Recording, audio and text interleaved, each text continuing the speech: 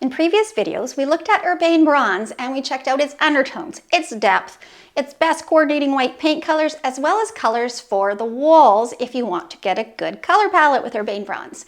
In this one, we are comparing it to similar shades, some more similar than others. The thing is, Urbane Bronze, it doesn't have a lot of comparable colors. It is a bit of a creature unto itself, but you never want to pick a color based on its lonesome. Compare, compare, compare. So, starting off with Sherwin-Williams Thunder Gray. So Urbane Bronze is a grayish with a green undertone, so it's a neutral with an undertone.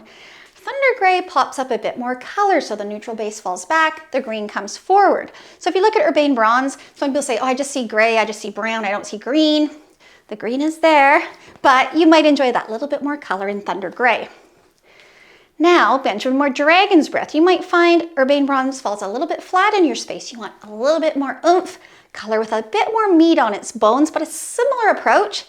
Benjamin Moore Dragon's Breath. You can see that little shift there. A little bit more saturation on Dragon's Breath. Now, if Urbane Bronze, you're like, oh, it's a little darker than I wanted, it's pretty, maybe you will like Porpoise. So same idea, we're shifting a really good tone lighter.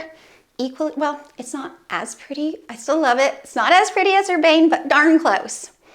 Now, these last two, these aren't really comparable to Urbane, but when I do my online color consulting, people are often considering these colors for certain projects, whether it's trim, island. So I just wanted to show you how those compare.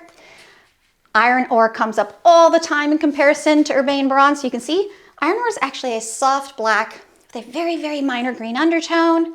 They're both beautiful, it just depends on what suits your finishes.